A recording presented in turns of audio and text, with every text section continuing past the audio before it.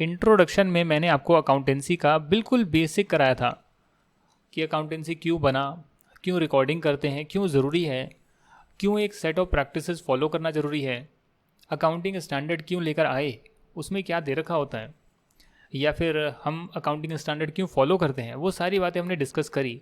Including हम record कैसे करते हैं वो भी मैंने आपको बताया। डेबिट क्रेडिट के मैंने रूल्स भी आपको बताए जो शायद आप 11th या 12th में करते हैं, CA फाउंडेशन में भी करते हैं, जिन्होंने BCom करी है वो वहाँ भी करते होंगे। तो ये बहुत ही ज़्यादा इंट्रोडक्शन पार्ट था जो एक रिवीजन के लिए और एक रिकॉल करने के लिए चीज़ों को दिया गया था। जिन लोगों को बिल्कुल भी अकाउंटेंसी नहीं आता उनसे रिक्वेस्ट करता हूँ कि 11th क्लास की आराम से अकाउंटेंसी पर समय निकालें और 10-12 घंटे यानी कि 1 हफ्ता 2 हफ्ता आराम से निकालें और उसका बेसिक ज़रा कर आएँ। हालांकि उसकी ज़रूरत आपको पड़नी नहीं चाहिए अगर आपने इंट्रोडक्शन देख लिया है और चीज़ें डाइजेस्ट हो गई है। फिर हमने जो है अकाउंटिंग स्टैंडर्ड स्टार्ट करा और अकाउंटिंग स्टैंडर्ड मैंने आपको AS1 कराया, डिस्क्लोजर ऑफ अकाउंटिंग पॉलिसीज़, यानी कि जो भी मैनेजमेंट पॉलिसीज़ फॉलो कर रही है, जो उनको बहुत सारे ऑप्शंस दिए गए हैं उनमें से उनके पास ऑप्शन होता है कि वो कौन सी पॉलिसी को सेलेक्ट करना चाहते हैं। तो जो भी पॉलिसीज़ वो फॉलो कर रही हैं उन्हें सभी मटीरियल पॉलिसीज़ को एक जगह पर, सिग्निफिकेंट पॉलिसीज़ को एक जगह पर डिस्क्लोज करना ज़रूरी है।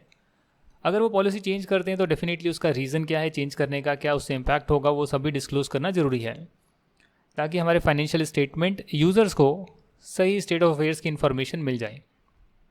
AS1 के बाद मैंने आपको AS2 कराया जो इन्वेंट्री वैल्यूएशन होता है, जिसमें इन्वेंट्री की वैल्यूएशन कैसे करी जाती है। जो यहाँ पर आप सामान खरीद के बेचते हैं उसकी वैल्यूएशन कैसे करी जाती है वो मैंने आपको बताया। कैसे हम कॉस्ट और NRV विचएवर इज़ लोअर पर हम जो है वैल्यू करते हैं। हालांकि ये फिनिश प्रोडक्ट के लिए होता है और वर्क इन प्रोग्रेस के लिए होता है, पर रॉ मटेरियल के लिए ऐसा फॉलो नहीं होता है, उसका अलग तरीका होता है। रॉ मटेरियल हमेशा ही कॉस्ट पर वैल्यू होते हैं, बट अगर फिनिश प्रोडक्ट NRV पर वैल्यू हो रहे हैं यानी वो कॉस्ट से कम आ रही है NRV, तो उस केस में हम रॉ मटेरियल्स को भी रिप्लेसमेंट कॉस्ट पर वैल्यू करते हैं। AS2 के बाद मैंने AS10 कराया था। आई थिंक इतना ही हुआ है, AS1, 2, 10 या और भी एक्स्ट्रा कुछ हो गया, I don't know about it, क्योंकि गाड़ी चले जा रही है, चलने दो। तो AS10 में हमने किया था प्रॉपर्टी प्लांट इक्विपमेंट, यानी कि आपके फिक्स्ड एसेट्स, जिसमें बायोलॉजिकल एसेट्स नहीं आते, नेचुरल रिसोर्सेज वगैरह नहीं आते, इंटेंजिबल एसेट्स नहीं आते हैं। तो इसमें बहुत आराम से हमने कॉन्सेप्ट्स को जाना था, कैसे आप कॉस्ट पर रिकॉर्ड करते हैं, रेडी टू यूज़ लाने तक की सारी कॉस्ट पर हम ऐड कर रिकॉर्ड करते हैं। उसके बाद सब्सिक्वेंट कॉस्ट होती है, तो अगर उससे फ्यूचर इकोनॉमिक बेनिफिट बढ़ने वाले होते हैं, लाइफ बढ़ने वाली होती है, उस केस में जो है हम उसे कैपिटलाइज करते हैं, अदरवाइज नहीं करते हैं। आई थिंक मैंने सिर्फ इतना ही बताया था। और डेप्रिसिएशन के बारे में बात करी थी कि आप SLM या WDV मेथड या कोई और मेथड फॉलो कर सकते हैं। और फिर मैंने लास्ट में रीवैल्यूएशन के बारे में बात करी थी कि रीवैल्यूएशन का इम्पैक्ट, यानी कि एसेट को दोबारा से वैल्यू करना करेंट मार्केट प्राइजेस के हिसाब से, ताकि हम अपनी फाइनेंशियल स्टेटमेंट को बेहतरीन तरीके से प्रेजेंट कर पाएँ और रियलिस्टिक वैल्यू पर प्रेजेंट कर पाएँ। तो ये सारी चीज़ें हमने करी हैं। आज हम अकाउंटिंग स्टैंडर्ड 11 करेंगे और AS11 का नाम है, वो आप बहुत बड़ा नाम है, effects of changes in foreign exchange rates. इसका क्या मतलब है? देखिए, फॉरेन एक्सचेंज रेट का मतलब है, फॉरेन एक्सचेंज रेट इसका मतलब है कि बाहर की एक्सचेंज रेट, जैसे कि $1 77 रुपीज़ के बराबर है, तो ये होती है एक्सचेंज रेट। इसका मतलब ये हो गया कि अगर मुझे $1 चाहिए, खरीदना है, परचेज करना है, तो मुझे 77 रुपीज़ देने पड़ेंगे, तब मुझे $1 मिलेगा। क्लियर है? कोई दिक्कत तो नहीं है। वहीं अगर आप 1 पाउंड का देखें, अब पाउंड कैसे लिखते हैं? ऐसे लिखते हैं। यूरो कैसे लिखते हैं? ऐसे लिखते हैं, है ना? तो 1 पाउंड का देखें अगर, तो करीब वो पड़ेगा आपको 100 रुपया। 1 पाउंड की कीमत है INR 100। एक्सचेंज रेट बोलते हैं, फॉरेन एक्सचेंज रेट बोलते हैं।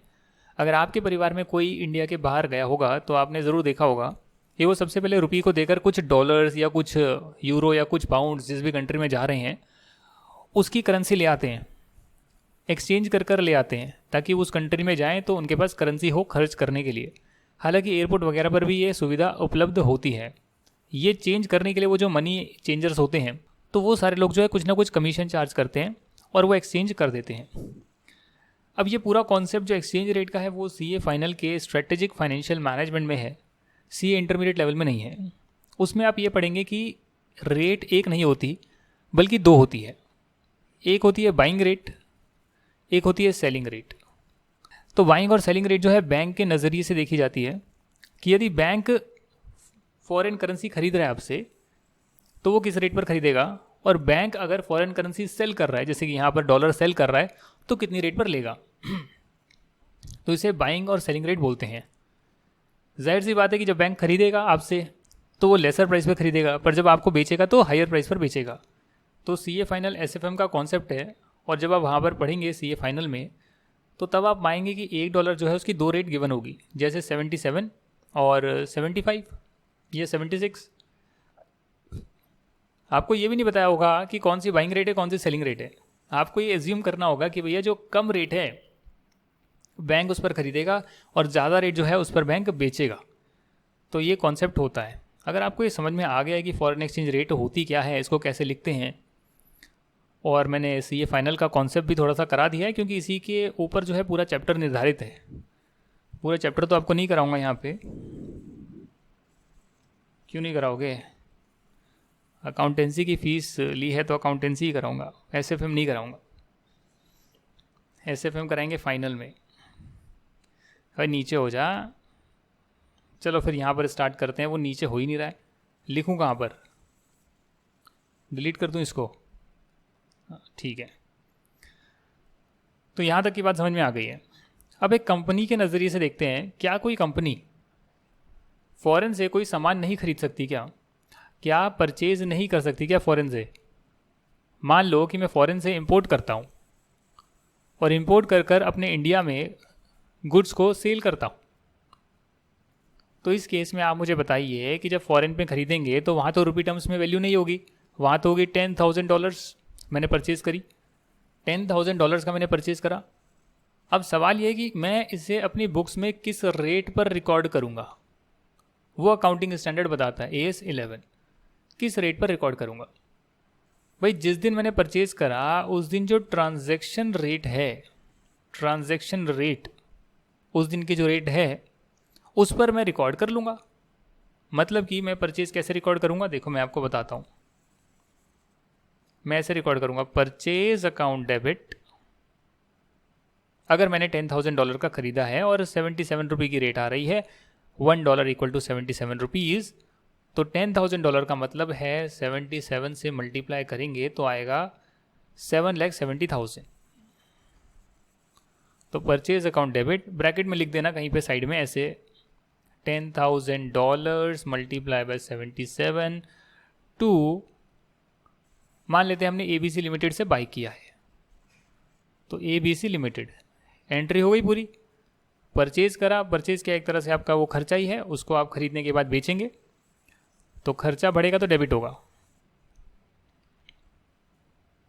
और दूसरा पार्ट क्या है, जिससे खरीदा, ABC लिमिटेड से खरीदा, तो ABC लिमिटेड का नाम यहाँ आ गया, 7,70,000 रिकॉर्डिंग हो गई।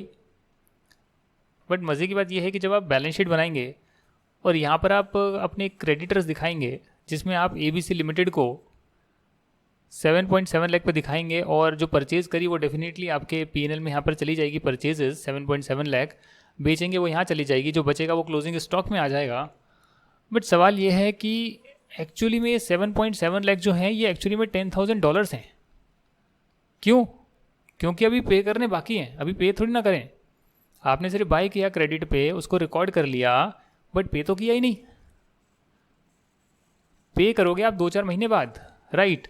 तो 2-4 महीने बाद जब आप पे करोगे, हो सकता है उस टाइम रेट 76 रुपीज़ हो जाए, या फिर 78 रुपीज़ हो जाए, या 77.5 हो जाए। समझ रहे हैं आप?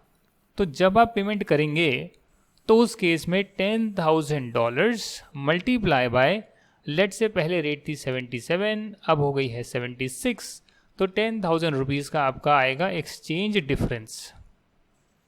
एक्सचेंज डिफरेंस, अब ये आप पूछेंगे एक्सचेंज गेन है या लॉस है? सही बात है ना, रेट कम होगी या ज़्यादा होगी तो उससे गेन होगा या लॉस होगा, क्या होगा? देखिए समझने वाली बात है कि आप $10,000 दे रहे हैं, आप $10,000 सामने वाली पार्टी को दे रही हैं। जब आपने ख़रीदा था तो आपको 7,70,000 देने पड़ते उस टाइम की रेट के हिसाब से, पर जब एक्चुअली में पेमेंट कर रहे हैं तो रेट 76 है। तो आपने एक्चुअली में जब पेमेंट करी 76 रेट पर, तो 7.6 लाख रुपीज़ आपने पेमेंट करी, तो 10,000 रुपये आपने कम की पेमेंट करी। उस हिसाब से आपका एक्सचेंज गेन हो गया है। ये एक्सचेंज गेन पीएनएल में जाएगा। अगर वहीं पर रेट 78 हो जाती तो 10,000 का आपका लॉस हो जाता, और वो एक्सचेंज लॉस जो है वो भी पीएनएल में जाएगा। ये कहाँ पर लिखा है? ये अकाउंटिंग स्टैंडर्ड 11 में लिखा है। क्या है, चलो यहाँ से पढ़ते हैं। ये अकाउंटिंग स्टैंडर्ड लगता है फॉरेन एक्सचेंज ट्रांजैक्शंस पर, जो मैंने आपको भी कराया, फॉरेन एक्सचेंज फॉरवर्ड कॉन्ट्रैक्ट्स पर। ये भी सीए फाइनल का कॉन्सेप्ट है एसएफएम का, कि फॉरवर्ड कॉन्ट्रैक्ट्स क्या होते हैं, वो भी मैं आपको कराऊंगा, समझाऊंगा, कोई दिक्कत नहीं है। और आखिरी है फॉरेन ऑपरेशंस पर, कि आपका कुछ ब्रांच है आपकी फॉरेन में और ऑपरेशन से चल रहे हैं, वो तो हम ब्रांच अकाउंटिंग के साथ करेंगे। कोई शक नहीं सर, सब कुछ सही चल रहा है। अभी तक ये बताया है फॉरेन करेंसी में ट्रांजैक्शन होती है तो ट्रांजैक्शन की डेट पर हम रिकॉर्ड कर लेते हैं। पेमेंट की जब डेट होती है या हमने कुछ सामान बेचा तो उसकी कलेक्शन की डेट होती है। दोनों में जो है डिफरेंसेस आ सकते हैं रेट का, उस डिफरेंस को एक्सचेंज डिफरेंस बोलते हैं, जो पीएनएल में रिकॉर्ड किया जाता है। ये जो है वो मैंडेटरी है for all the entities except those जिस पर इंड एस एप्लीकेबल होता है। तो इंड एस वाली एंटिटीज़ जो है जिस पे इंड एस एप्लीकेबल होता है, उसे छोड़कर बाकी सभी पर ये अकाउंटिंग स्टैंडर्ड लगेगा। और ये बहुत ही सिंपल सी बात है भाई, जिसको इंड एस फॉलो करने हैं, जो बहुत बड़ी एंटिटीज़ हैं, किसे फॉलो करने होते हैं, किसे नहीं करने होते, उसकी सेपरेट क्लास ये कुछ अकाउंटिंग स्टैंडर्ड होने के बाद कराऊंगा, जो आपका चैप्टर नंबर 1 या 2 है। फिलहाल के लिए मान लेते हैं कि जिन पे इंड एस लगते हैं, जो बड़ी एंटिटीज़ हैं, उन्हें इंड एस फॉलो करने हैं, बाकी सभी लोगों को अकाउंटिंग स्टैंडर्ड फॉलो करने हैं। फॉरेन एक्सचेंज ट्रांजैक्शन क्या होती है? जब भी कोई ट्रांजैक्शन रिकॉग्नाइज करी जाती है फॉरेन करेंसी में, then such foreign currency should be converted into local currency using the spot rate, transaction rate. हालांकि इंस्टेड ऑफ स्पॉट रेट आप कभी कभी अप्रॉक्सीमेट रेट भी यूज कर सकते हैं। इसका क्या मतलब हो गया भाई? हमने जो यहाँ पे ट्रांजैक्शन करी थी, परचेज करा था, तो हमने जो है स्पॉट रेट यूज़ करी थी, यानी ट्रांजैक्शन डेट की रेट को यूज़ करा था और उस पर हमने रिकॉर्ड कर लिया था। हालांकि आप चाहें तो एवरेज रेट भी रिकॉर्ड कर सकते हैं। इसका क्या मतलब है? देखिए, इसका मतलब ये है कि मान लेते हैं कि अगस्त का महीना चल रहा है और आप 100 परचेजेस करने वाले हैं अगस्त के मंथ में। हर परचेज की आप अलग अलग रेट पर रिकॉर्ड करेंगे। कई बार होता है ऑर्गेनाइजेशन ऐसा करती है अलग अलग रेट पर, कई बार होता है अगस्त मंथ की एक एवरेज रेट वो निकाल लेते हैं, जिसमें डेफिनेटली 1-2% ऊपर नीचे का फ्लक्चुएशन ज़रूर होगा, बट वो अलाउ किया गया अकाउंटिंग स्टैंडर्ड में। और उस एवरेज रेट पर जो है आप रिकॉर्ड कर लेते हैं सभी ट्रांजैक्शंस को उस महीने की। अगले महीने आप अलग एवरेज रेट निकालेंगे, ये आप पर वीक के हिसाब से भी कर सकते हैं, हर वीक की अलग रेट निकाल के एवरेज रेट निकाल कर। ये ऑर्गेनाइजेशन पर डिपेंड करता है। क्वेश्चन में जनरली स्पॉट रेट होती है और आपको स्पॉट रेट ही फॉलो करनी है, यानी जो ट्रांजैक्शन हुई फॉरेन करेंसी में, रेट क्वेश्चन में गिवन है उस दिन की, उस पर आपको रिकॉर्ड कर लेना है, काम खत्म, दैट्स इट। जब पेमेंट होगी तो पेमेंट जब कर रहे हो जिस रेट पर है उस पर कन्वर्ट कर डॉलर पे कर दोगे, पाउंड पे कर दोगे, और जो डिफरेंस होगा वो आप जो है एक्सचेंज लॉस या एक्सचेंज गेन में बुक करेंगे, जो अल्टीमेटली प्रॉफिट या लॉस में जाएगा, पीएनएल अकाउंट में जाएगा। एग्जाम्पल दे रखा है, मिस्टर ए ने परचेज करा एक लैपटॉप जिसकी कीमत है $10,000 और $1 की रेट है 70 रुपीज़। परचेज किया है डेल लिमिटेड से 1 अगस्त 2020 को। अब इसकी एंट्री क्या करेंगे आप? लैपटॉप खरीदा है तो लैपटॉप में डाल देंगे, लैपटॉप एसेट होता है, कई साल चलता है। आपने उस एसेट अकाउंट को डेबिट कर दिया 7 लाख रुपीज़ से। दूसरा पार्ट है डेल लिमिटेड, बैंक से पैसा आपका गया नहीं तो आप बैंक लिखते, बैंक से पैसा गया नहीं, गिवन नहीं है, हम मान रहे हैं क्रेडिट पे है, तो हमने डेल लिमिटेड लिख दिया 7 lakh rupees. Being laptop purchase, इसको बोलते हैं नरेशन। जो भी एंट्री पास करें आप उसकी नरेशन लिख दें कि भाई ये एंट्री का मतलब क्या है, लैपटॉप परचेज किया गया है, और हर वर्ड से पहले, हर लाइन से पहले बीइंग लगा दें आप। तो ये होती है फॉरेन करेंसी को आप रिकॉर्ड करते हैं।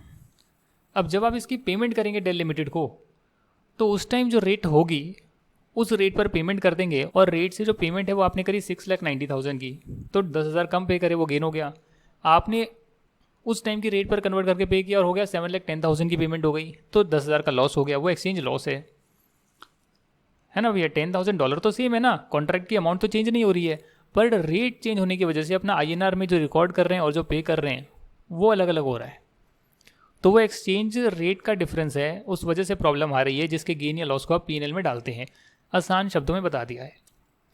जैसे आपने परचेज करी वैसे आप सेल भी कर सकते हैं, उसमें भी वही चीज़ होगी। सेल्स अगर आप करेंगे, किसी चीज़ को बेचेंगे, तो आप परचेज की जगह सेल्स रिकॉर्ड करेंगे, सेल्स बढ़ने पर क्रेडिट होती है, तो आप यहाँ पर अमाउंट डाल देंगे। जिस व्यक्ति को बेची है, मान लेते हैं ABC लिमिटेड को सामान बेचा है, तो ABC लिमिटेड को डेबिट कर देंगे, वो आपके डेटर हैं। डेटर एसेट में आते हैं, एसेट बढ़ने पर डेबिट होता है। बीइंग सेल्स रिकॉर्डेड, ये आपने नरेशन लिख दी। अब नरेशन याद नहीं करनी, बीइंग लगाकर जो हुआ है वो लिख दो, खत्म। ये एंट्री आपने पास कर दी एक रेट पर। फ्यूचर में हो सकता है जब आपको ये बंदा पैसा दे, तो ये तो आपको रुपी टर्म्स में कॉन्ट्रैक्ट नहीं हुआ है, ये हुआ है डॉलर टर्म्स में, वो आपको डॉलर ही देगा, और उस टाइम बैंक अकाउंट में जब आएगा तो वो कन्वर्ट कर कर पैसा आपके पास बैंक अकाउंट में आएगा। तो अगर रेट उस टाइम कम हो गई या ज़्यादा हो गई तो एक्सचेंज डिफरेंस इधर भी आएगा, और ज़्यादा रिसीव हो गए तो गेन, कम रिसीव हो गए तो लॉस, और उसे आप P&L में डालेंगे। यहाँ तक की बात समझ में आ गई है, तो हम आगे बढ़ेंगे और चीज़ें जानने की कोशिश करेंगे इस अकाउंटिंग स्टैंडर्ड में और क्या क्या गिवन है। चलिए मान लेते हैं यहाँ पर एक और मैं चीज़ लेता हूँ। हमारा एग्जाम्पल था कि हमने परचेज़ करी थी, परचेज़ $10,000 की, रेट थी उस टाइम 77 के करीब, और ये जो है हमने ABC लिमिटेड से परचेज़ करी थी। इसकी मैं एक डेट देता हूँ, 1 अगस्त 2020। कोई शक है तो बताइए, नहीं है तो आगे चलिए। 1 अगस्त को मैं रिकॉर्डिंग करूँगा, purchase account debit 7,70,000 to ABC limited. Question में मैंने आपको बताया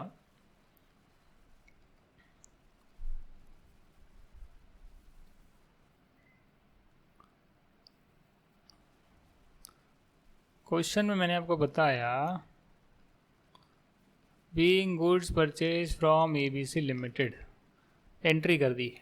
क्वेश्चन में मैंने आपको बताया कि जब इसकी पेमेंट होगी तो पेमेंट के टाइम रेट जो है 76 हो सकती है, 75 हो सकती है, 76.5 हो सकती है, थोड़ा बहुत फ्लक्चुएशन हो सकता है, और उस फ्लक्चुएशन को हम एक्सचेंज गेन या लॉस का नाम देकर P&L में डालते हैं। गेन होगा या लॉस होगा वो कैसे पता लगेगा? बहुत ही सिंपल सी बात है, परचेज कर रहे हो, पैसा देना है, कम देना पड़ा तो गेन, ज़्यादा देना पड़ा तो लॉस, एक्सचेंज डिफरेंस होने की वजह से। अब ये पेमेंट पिछले क्वेश्चन में हमारी हो रही थी 1-2 महीने बाद, यानी कि करीब सितंबर में या अक्टूबर में। मैं ये कह रहा हूँ कि अगर ये पेमेंट आपकी 1 साल बाद होनी है, 1 साल के बाद होनी है आपकी पेमेंट, 1 साल के बाद होनी है, मतलब करीब करीब आपकी 1 अप्रैल को होनी है, 1 अप्रैल कह रहा हूँ मैं, 1 मई को होनी है, 1 मई 21 को। तो 1 अगस्त 20 को आपने रिकॉर्ड करी ट्रांजैक्शन, फॉरेन करेंसी की, एक्सचेंज रेट पर रिकॉर्ड कर लिया। 1 मई को पेमेंट होगी, तब भी जितने पैसे दिए जाएंगे उसके डिफरेंसेस से आप गेन या लॉस बुक करेंगे, P&L में डालेंगे। बट इन दोनों डेट के बीच में एक डेट आएगी 31 मार्च 2021 की, जब आपका फाइनेंशियल ईयर क्लोज होगा। सही बात है। तो आपका अकाउंटिंग स्टैंडर्ड 11 बोलता है कि जो भी आपके फॉरेन करेंसी मॉनेटरी आइटम्स हैं, फॉरेन करेंसी मॉनेटरी आइटम्स हैं, यानी कि ऐसे एसेट और लाइबिलिटीज़ जो कि सेटल होंगे फॉरेन करेंसी में और जिसकी अमाउंट फिक्स्ड है एज पर कॉन्ट्रैक्ट। सेटल होने का मतलब क्या है? या तो पैसा देना है उसे या पैसा लेना है।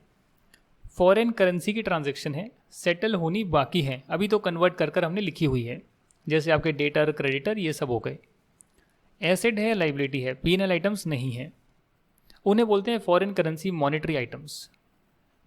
उन आइटम्स को 31 मार्च की जो रेट होगी उस रेट पर आपको लाना होगा, रिकॉर्ड करना होगा और डिफरेंस को एक्सचेंज डिफरेंस में डालना होगा, मतलब कि पीएनएल में डालना होगा।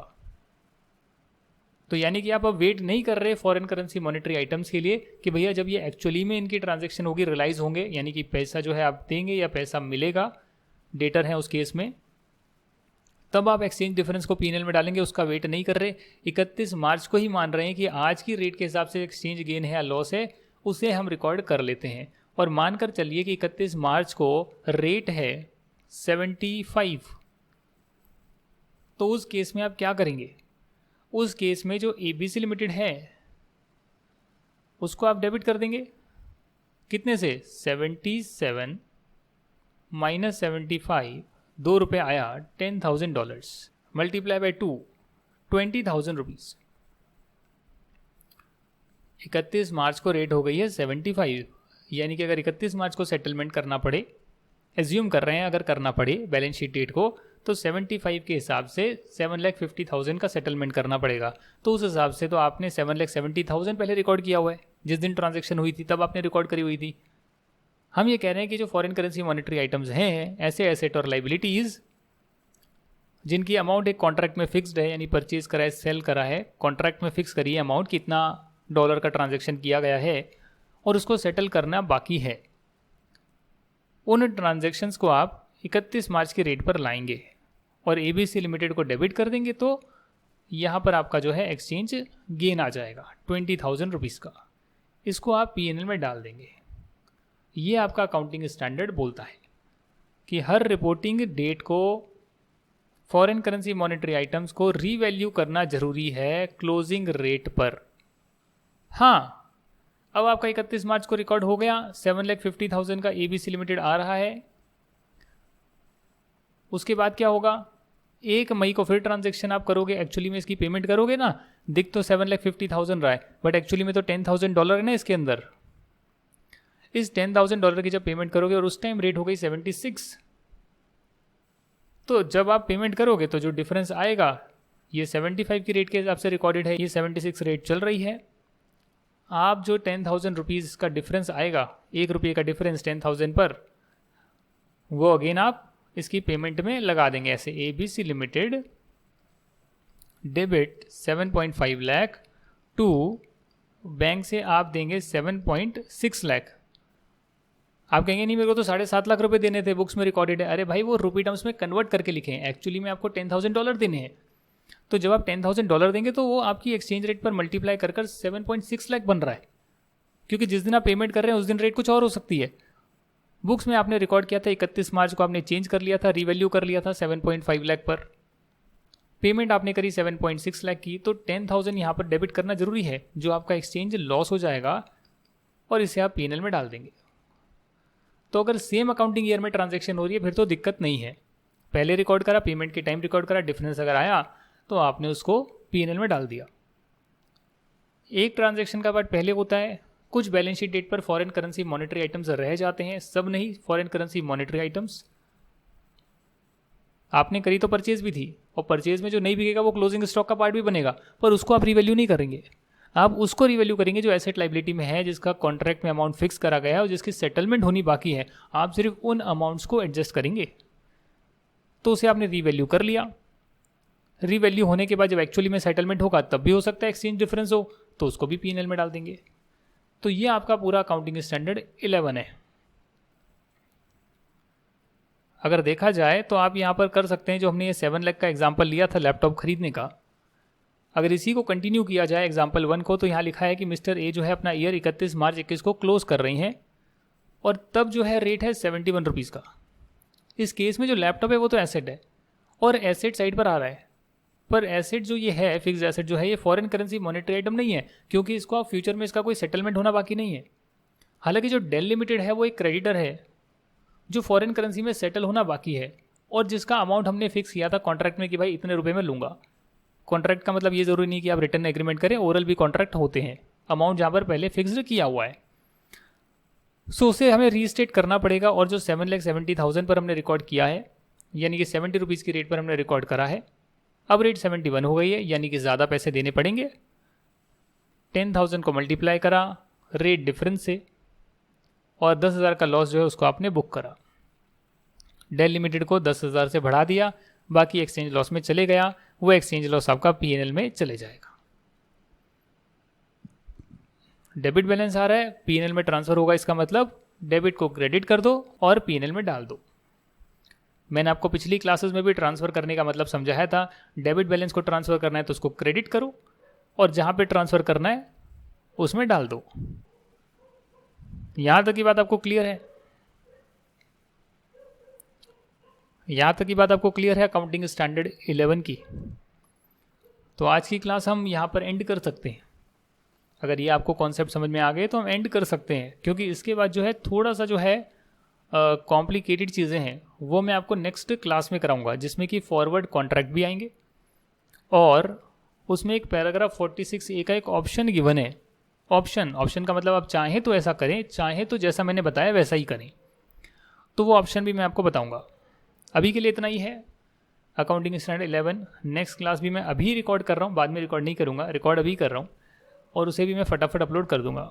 Thank you once again, stay tuned and bye bye.